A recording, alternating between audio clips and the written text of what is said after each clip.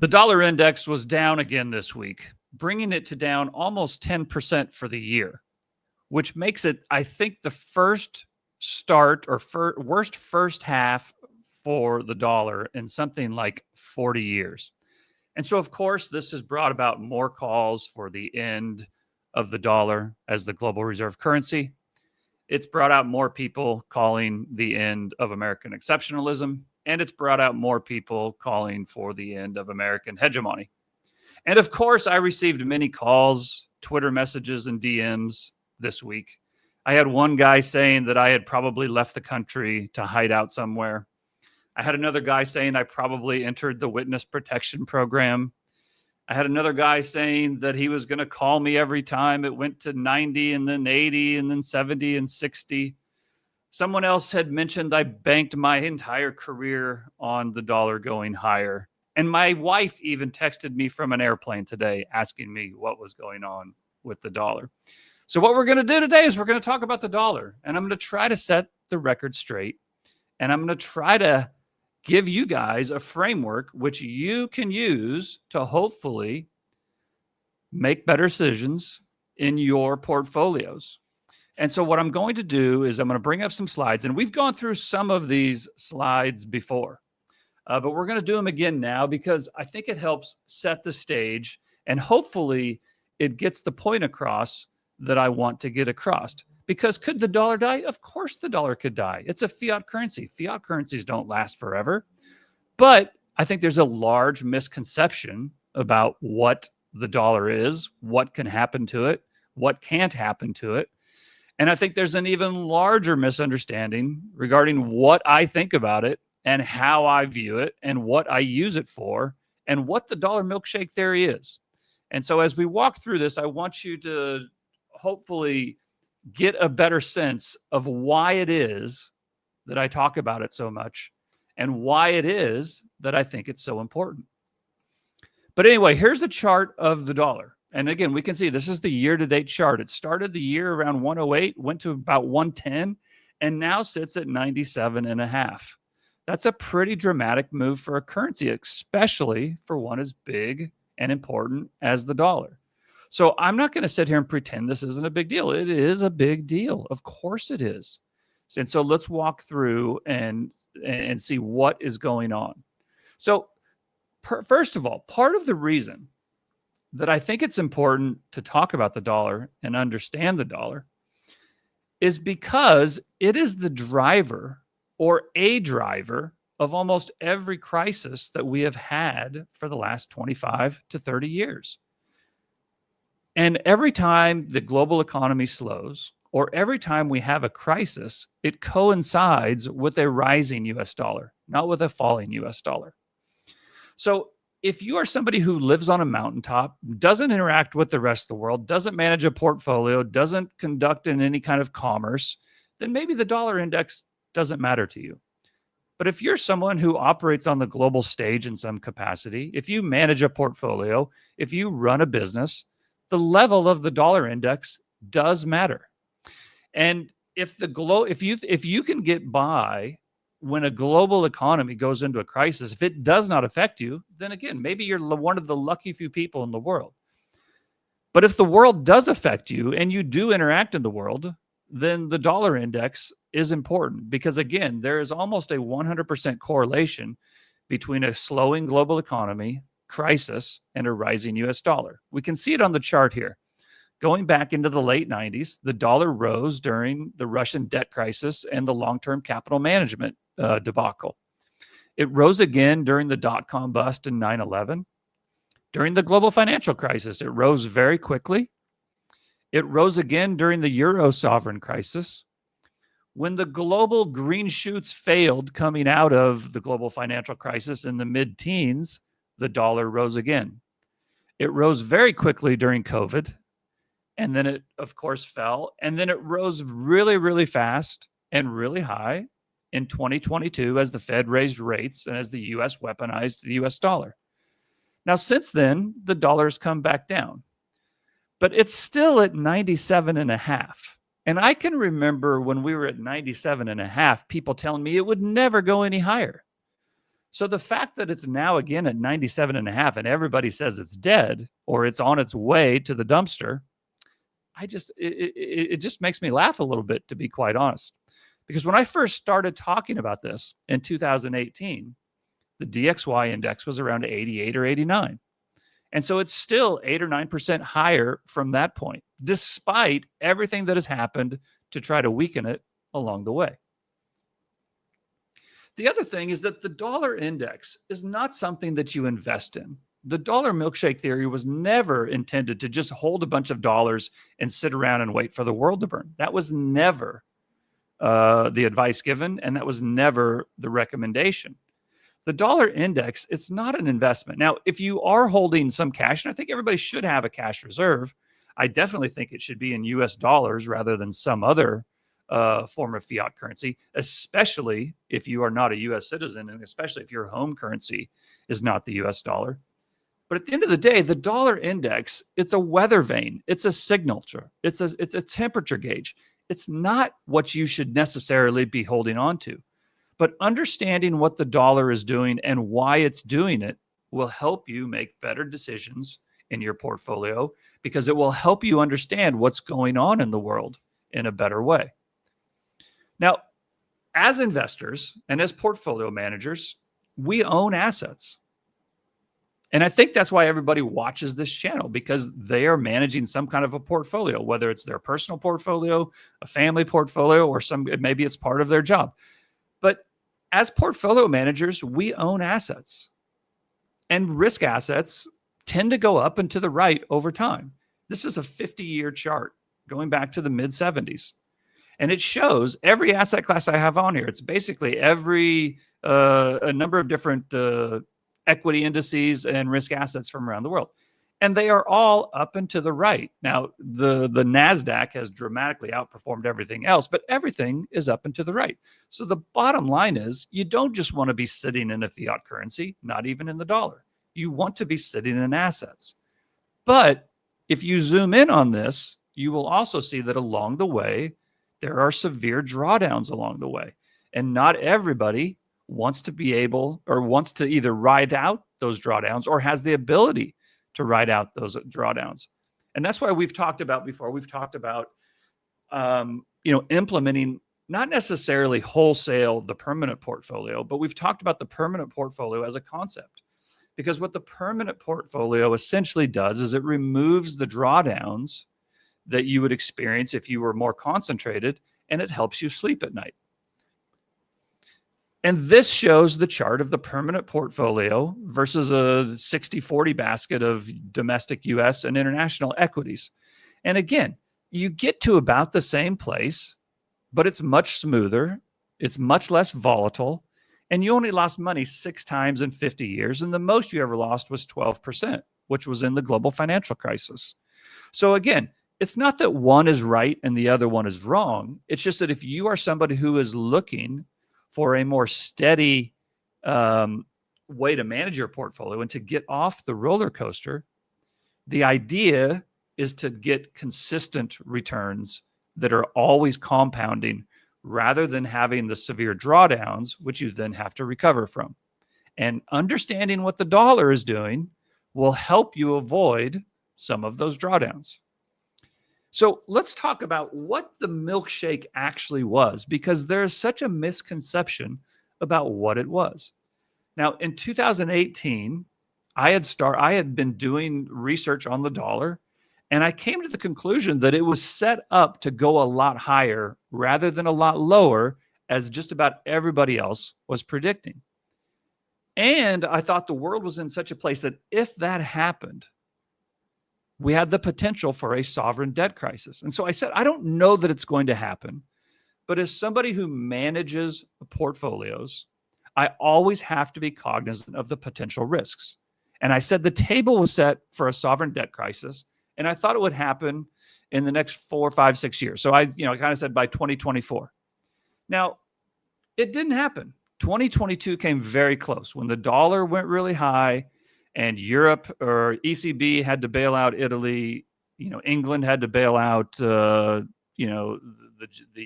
gilt market The Bank of Japan had to bail out both their currency and the JGB market. And China started their precipitous fall in real estate, or when it really started to pick up speed. We came very, very close. And I think I have some reasons why we didn't get there, but we can talk about that another day. But the point is, we got very, very close, but it didn't happen. And in my business, when you predict something and it doesn't happen, you're wrong. So anybody that needs me to say that I was wrong about the sovereign debt crisis, that's easy to say. I've said that many times, and I'm happy to say it again. Because at the end of the day, I don't want there to be a sovereign debt crisis. I don't want the DXY to go to 150. I don't want there to be a global financial crisis that many people don't recover from.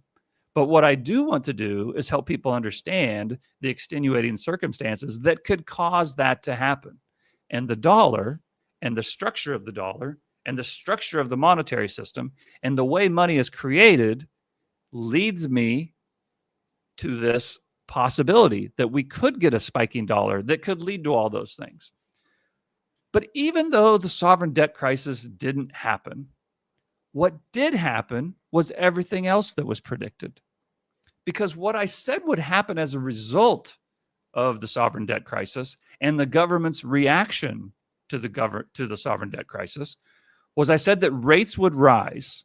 I said the 40-year bond bull market was over. Rates were going to rise. Bonds were going to fall. As a result, the dollar would go higher. I said U.S. equities would go higher, which many people didn't think would happen. And I said gold would go higher at the same time. And all of those things have happened. So even though the sovereign debt crisis didn't happen, and even though the DXY didn't go back to its all-time high by 2024, the framework which led me to believe that that was possible played out beautifully. And at the end of the day, I'm not in this business to be right. I'm in this business to make money and protect my clients' portfolios. And so that's the goal. And so when we've been invested in equities, when we've been invested in gold, when we've been out of bonds, and we've understood the flows and been able to avoid many of the big drawdowns, that's the goal of all this. And so I'm hoping that by me explaining this framework, that it helps you guys as well. Now, this is probably one of this part of the framework is one of the hardest for people to understand. And that's really what I've kind of labeled this as. The milkshake, while it had a prediction for a crisis, it was really a framework for understanding how the system is designed and what the knock-on effects would be of a crisis. And this is, I think, one of the hardest charts for people to understand, is that de-dollarization happens when the dollar goes higher, because that causes things to break. That causes dollars to be destroyed in defaults. The dollar going lower means that there's more supply of dollars. But here's the key component. The way you get more dollar supply based on the design of our current monetary system is it gets loaned into existence. It's not physically printed. A lot of people will say that printer go burr. They'll talk about Weimar, and they'll show pictures of people moving around, Deutsche Marks in wheelbarrows. That is not the system that we have today. That is not the way dollars are created. Dollars are created by loaning it into existence. And this is done all over the world. The Fed just creates base money. The banking system, the shadow banks, the non-bank entities, even corporations who extend credit to their customers, they are the ones who create dollars. And they create it in the form of credit. And credit has to be paid back. So the counter effect of short-term liquidity, which causes the dollar to fall, ends up being reversed when that deferred demand shows up in the form of having to repay that credit that has been extended. And that's why I've always said de-dollarization can happen, but it cannot happen without pain. You need pain to deleverage. And so as the dollar goes higher, that's the de-dollarization. I don't worry about the dollar. If the dollar goes lower, my life will be much better than if the dollar goes higher. the assets I manage will go much higher if the dollar is falling than if it's rising, and it will be easier to manage. So I don't really want the DXY to go higher. I'm just explaining why I think it ultimately will, and that's will be the end game when the dollar goes higher, not when it goes lower. But this chart is an extremely important chart to understand. Now, the other thing I would say is that markets don't move in a straight line. I think a lot of people, when they heard about the milkshake, or when they still hear about the milkshake, they think it means the dollar has to go straight up every day forever. And it means that, everything else has to go into ashes. But that's not the case. Again, I think the ultimate result of this is that U.S. equities end up going a lot higher. I think gold goes a lot higher. I think bonds go a lot lower, ultimately. But it's not going to happen in a straight line. And I created this chart to try to show what I mean. Because the light blue lines, that's when they're mixing the milkshake. And that is when the dollar's going lower. Or I'm sorry, that's when the dollar's going higher. The dollar goes higher in the crises. The risk assets sell off, and then they print a bunch of dollars. But not just dollars. They print euros, they print yen, they print yuan, they print rubles, everything. All the governments get in on it. They extend credit. And then you get a reflation. That's in the light. And that's when the world mixes the milkshake by printing money, by doing stimulus, by doing bailouts. And then it gets sucked up into the United States during the light green areas here, because that's when everything is reflating. But because the world wants to invest in U.S. companies and in the U.S. economy, because it is the biggest, because it is the deepest, because it has seen the most growth, that money gets sucked up into the United States. And when you invest in the United States, you need dollars. So while the dollar may go down for periods of time, over this whole time period, you can see how far assets went up and to the right. But over that same time period, the DXY index rose 30%. So this idea that the dollar has to fall for risk assets to go higher, it's just provably incorrect. Now, it doesn't happen every day. And of course, there are time periods where it falls. But over time, this has held. And some people say, well, yeah, but go back further. Well, I mean, guys, this is almost 20 years. How long? I mean, are you going to wait 30 years for an investment to pay off, or for something to pay off? The point is the path doesn't have to matter every day, but in general, the path does matter. And so understanding why the dollar and equities and gold can all go up together versus all the other fiat currencies in the world, it's an important thing to understand, especially if you're operating on the global stage or if you're managing a portfolio.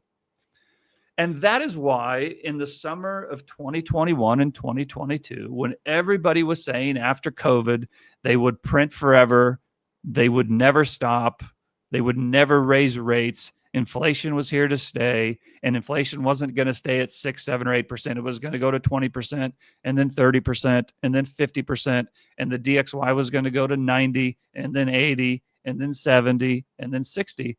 It's why I said, no, it's not. Because all of this credit they're extending that is providing the liquidity for the dollar that made it go from 103 to 90 is going to end up coming due. And that's exactly what happened. So the whole world got short dollars. And then when the Fed started raising rates, the dollar took off. And then you saw what happened in 2022. And that's when 2022, when the global financial, when the sovereign debt crisis almost happened. So now we are back here again, and the dollar's falling again, and everybody's telling me it's going to 90, and then 80, and then 70, and then 60. But I've heard nobody has come up with something new to tell me this year that they have not told me before, and nothing has changed regarding the system in that time period. So can the dollar go lower? The dollar can absolutely go lower, but the dollar going lower is re-dollarization, not de-dollarization. If you can understand that concept, I think it's going to really help you as you move forward as we move forward in time here. again, the point is the only way to de-dollarize is to deleverage. And deleveraging means pain. So can we de-dollarize? Yes, we can de-dollarize. But de-dollarization will not be painless. De-dollarization will be extremely painful. Putin even came out this week and said that. He said, the West confiscated our dollars. That's going to hurt. But you know what? It's probably pain that is necessary in order for us to de-dollarize. But the point is it does hurt. Nobody wants to have their money taken. Nobody wants to get defaulted on. Nobody wants their savings account or their investment portfolio to be blown up. But that's what deleveraging is. Deleveraging is when you deal with the pain of having too much debt. So the dollar going lower and more debt increasing, that's not deleveraging. That's leveraging. That's the opposite of deleveraging. So again, it's really important to understand that point. But okay, so that brings us to today. So this is a chart of the dollar going back to, I think, the mid 90s. Or no, all the way back to the mid 70s, I think. But the point is, the dollar, it went way up, it went way down, but it's, the reality is it's kind of gone sideways for 20 years. But here we are at 97. And once again, everybody is saying this is the end. Once again, it really is it this time. So where do we go next? Well, let me tell you what I'm looking at. Here's the dollar index. This goes back 20 years or almost 20 years. And this shows on the top, it's the dollar index. It's below its 100-day moving average. It's below its 200-day moving average. And then in the middle, we show the RSI. And at the bottom, we show the stochastics. And you can see that right now, the RSI is as low as it's been, or very close to as low as it's been in 20 years, which means nobody wants it. And if you look at the stochastics, they're as low as they've been in 20 years. You literally can't go any lower. I mean, maybe a tiny bit lower, but I mean, it's at 4. Can't go a whole lot lower than that. So from just a relative strength and a sentiment perspective, it's really, really beaten up. And you've seen me post this before. This is another sentiment reading. And what I'm showing here is just a daily sentiment index. And you guys have heard me say before, anything above 80 or below 20 is big. And anything above 90 or below 10, that's really extreme. But the reason I use 80 and 20 as kind of an important level is because above 90 and below 10, that just hardly ever happens. And if you just sit around waiting for 90 and 10 to come about, you're going to miss a lot of swings along the way. But this week, we got to like 83 on the euro and 17 on the DXY. It closed the week at like 76 and 22, but midweek, it was even lower than where it closed the week. The point is we're very, very low. Can it go a little bit lower? Yeah, it can go a little bit lower. But the big move has happened, and the sentiment is already pretty wiped out. But it's not just sentiment. It's positioning as well. B of A did a study, and it says, market participants and portfolio managers, fund managers, they're as short now as it's the second time, or it's the second most short they've ever been in 20 years. So again, does that mean that the dollar is going to turn and go higher? No, it doesn't mean that. It just means the table is set that if something goes wrong and if we have another crisis, it's set to really rocket higher. So that's important to understand that. And then here's, again, more positioning. It's kind of a similar thing as the last chart, but it's just showing the dollar has only been more short one time in history. So again, and look what happened the last time. That was in 2018. That was when I first started talking about the dollar, when I said, it's due for a rise. And we're kind of right back there now, but we're 8 points higher than we were back in 2018. Then let's look at some technicals. Now, we looked at this a couple weeks ago, and we said we were just a little bit above support. So this support goes back 14, 15 years, and we're kind of right at that daily support on the technical chart. If we go up to a weekly chart, we're just barely above support on a weekly chart. If we look at a monthly chart, again, we're very, very close. And if we look at a quarterly chart, very close to support. And if we look at a yearly chart, we're pretty close to support. So what do we have now? We have sentiment completely wiped out. Everybody thinks it's going lower. Everybody's positioned for it to go lower. And we're sitting at support on the daily, the weekly, the monthly, the quarterly, and the yearly. So again, can it go lower? Yeah, it can go lower. But everything is set. Everybody is betting that it will. So just keep that in mind.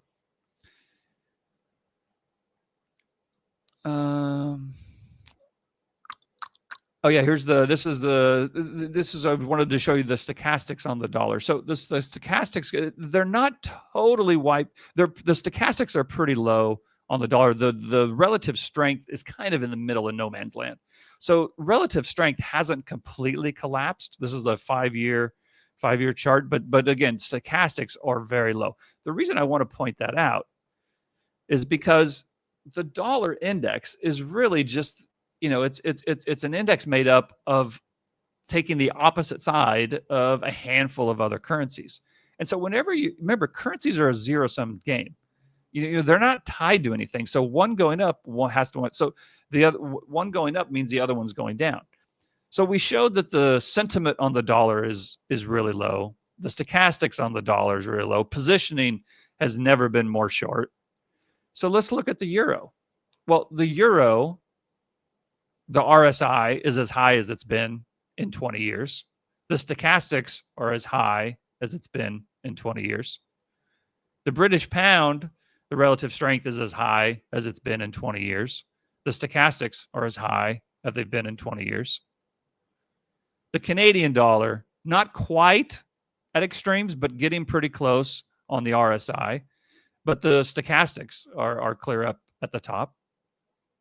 The yen is kind of in no man's land. Stochastics are kind of high, but nothing's dramatic. And the RSI is just kind of in no man's land. But the yen is not something. So the yen isn't playing a big role right now. But it could. And here's the thing. The worst thing in the world is if the yen would rise versus the dollar. And then the dollar rose versus everything else. If you have both the yen and the dollar rising versus other currencies, that is a recipe for just absolute liquidity disaster. If we look at the Swiss franc has never been higher from relative strength and from stochastic. So again, everything is kind of at an extreme, whether it's sentiment, whether it's positioning, whether it's stochastics, whether it's relative strength, everybody's on the same side of the boat. So then let's talk about the BRICS, because this always comes up. Well, the BRICS are going to de-dollarize, and they're going to take over the United States' place in the world. Well, you guys have heard me talk about the BRICS many times, and it's just, there's no way the BRICS are going to launch a currency that is going to, in any way, shape, or form, compete with the dollar. And the two leaders of the BRICS, they're not even showing up at the conference this year. The BRICS summit is, I think, either next week or the week after in Rio de Janeiro. And I can pretty much guarantee you they're going to come out with an official statement that will say, we are committed to continuing to adopt programs and efficiencies and policies that will be mutually beneficial for all of us. And at one point, we will put together some kind of a currency, which at one later date may be the beginning of a potential to have us think about replacing the dollar. And it'll say the same thing it said every year for the last 15 years. And then nothing will happen, and they'll do it again next year. So all of you who are excited about this year's BRICS conference, I'm happy for you. Unfortunately, Xi and Putin are not going to be there this year. But other people will say, well, the rest of the world is no longer buying the sovereign bonds of the United States. Surely that means that they are going to run into fiscal problems. Well, here is a chart of the fiscal, of the sovereign bonds of the BRICS members. Now, interestingly enough, more foreigners have been increasing their exposure to South African sovereign bonds, but they haven't been increasing their exposure to any of the others. So I don't think the South African rand is going to replace the dollar, but I don't know, maybe somebody else does. But if you're saying that the rest of the world is no longer financing the U.S. government, well, who's financing Russia? Who's financing China? Who's financing Brazil? Who's financing, India? There's not like there's a lot of foreigners funding them either. In fact, they've been falling. And it's not just the BRICS. Let's go to the Euro countries. People are worried that the U.S. fiscal situation is going to be in trouble and they're going to have to print money. How on earth are the European nations going to spend 5% of their GDP on defense commitments without printing more money? What do you think that's going to do to their economy? Or what do you think that's going to do to their currency?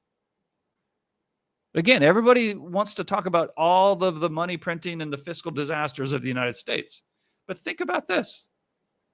What's going to happen to the currencies of the euro when Christine Lagarde has to buy the bonds of those sovereigns in order so that they can fund the 5% commitment to NATO? And what happens if they don't do the 5% commitment to NATO? What do you think Trump's going to do? You think he's just going to sit back and say, okay, no problem? Again, this is a relative game. You got to keep all of this stuff in perspective. Let's go to Euro sovereign bonds. Again, nobody wants to finance U.S. treasuries anymore, apparently. And since 2014, they've been buying gold rather than buying U.S. treasuries. Well, maybe they've been buying gold rather than Austrian bonds. Maybe they've been buying gold rather than Finnish bonds. Maybe they've been buying gold rather than Deutsche bonds. Maybe they've been buying gold rather than French bonds, right? I mean, it's not just the United States. Same thing in Greece, same thing in Ireland, same thing in Italy, same thing in Portugal, and the same thing in Spain. So again, keep all of this in mind. When it's a zero-sum game, you have to hold all of the currencies and all the countries to the same standard. Now let's get to risk assets. So we have the dollar on death's door. We have everybody positioned against it. We have sentiment in the gutter. We have all the other currencies at their highs. And now we have risk assets back at their all-time highs. And we have the S&P 500 just did an incredible rebound. And it's back with its RSI above 70. And its stochastics was in the 90s. Now it's at 88. It's pretty close to where it was last July when we had the sell-off. And it's pretty close to where it was earlier this year when we had the sell-off. The point is, going back to markets don't go in a straight line. Maybe the S&P 500 will continue to go higher, but it's not going to do it in a straight line. And we are set up in a way with everybody on this long side of risk assets and everybody on the short side of the dollar. Same thing with the NASDAQ. NASDAQ's back to the same levels it was, as far as stochastics and RSI. Same place as it was, almost the same place it was last July, same place it was earlier this year. And what I've found is what typically happens is you get an overthrow. So you will actually, it wouldn't surprise me at all if these actually go up a little bit higher into July, and we'll get that overthrow of exuberance, and maybe the dollar goes a little bit lower. We just get it. We really, really push the extreme, but there will be a snapback, and if it snaps back hard, people are just not positioned for it. Semiconductors is even more so. Semiconductors, they're back to the same level and the same extreme sentiment and positioning and relative strength and stochastics as they were last summer. And we know what happened with them last summer. And VIX, the volatility, there is no volatility. Volatility is back down at 16. It got as high as I think mid 50s in April, and has since has just been steadily lower. And so, nobody is worried about anything. Financial conditions, they tightened really fast as the tariffs were announced, and they have just completely collapsed the other way because everybody thinks tariffs are over now. Like, apparently tariffs are over. And then I still have 2022 as my base case. I've said this for 9 months now. I said at the beginning of the year, late last year, I thought 2022 would be like 2025 because we were having a regime change. In 2022, the regime change was interest rates. In 2025, the regime change is tariffs. Now, even though tariffs have been kicked down the road, I don't think they've disappeared. And I think they're going to come back in the second half of the year in a big way. And in 2022, the market had a 25% drawdown, but it had several huge rallies along the way. One of 6%, one of 10%, one of 7%, another one of 17%. And so if I look at 2025, we still have a few things that can happen. We had about a 20% drawdown. And if you actually remove the week, the Liberation Week, the Liberation Day and if you actually remove that week, we have had about a 17% rise, just like we had in 2022. Let's go back to in 2022. This happened, look at this. We had the rally all the way back up 17% from the middle of June to the first week of August. And then it just absolutely collapsed into the end of Q3. Now, we've had a hell of a rally here. We still have some gaps that could potentially get filled. But my guess is we're going to have more of a 2022 type feel than we are just completely straight up and to the right. Now, to be clear, I'm not a perma bear. I think U.S. equities are going much higher in the years ahead, but they don't go there in a straight line. And I think people have just gotten way ahead of themselves on where they're going and why they're going there. Now, can I be wrong? Of course I can be wrong. I'm not telling everybody to go out and short everything right now. I'm just saying we're set up similarly to the way we were set up when I first started looking at all this stuff with everybody on one side of the boat. So I always say mind the gaps, right? So we've got these gaps here. My guess is these first two gaps will get filled. I'm not sure this third gap will get filled. I think this first one will for sure. The second one I think is very likely to get filled sometime in Q3. I don't know if we'll go all the way back down here. Maybe we will, maybe we won't. But my point is things are set up to where we've had a huge rebound. We could easily go back down and fill some of these gaps. Same thing kind of exists on the NASDAQ. And then I'll just wrap this up with saying this chart's important to understand. If you think that we're going into a crisis and you don't think the dollar is going to go higher, then you think it's different this time. And that's fine. I will disagree with you that it's different this time, but that's fine. But just understand what you're betting against. You're betting against the last 30 years. Every time there's been a crisis, the dollar went higher. And I've already showed you when the dollar goes lower, asset prices tend to go higher. So I'm not sure why the dollar going lower would cause such a crisis. But this is where we're at. Everybody's on one side of the boat. Everybody thinks it can only go one way, and everybody is positioned for it to only go one way. And I will just leave this and say, heaven help the world if the world is wrong. Okay, that's it for me. This is probably the last episode for 2 weeks. Next weekend, I'm going to be traveling out of town. I'm not going to be able to do this, but we'll be back in a couple weeks. And so I look forward to seeing you then. Anyway, I hope you guys all have a great July 4th, time with your family, and hopefully you get a few days out of the office. All right.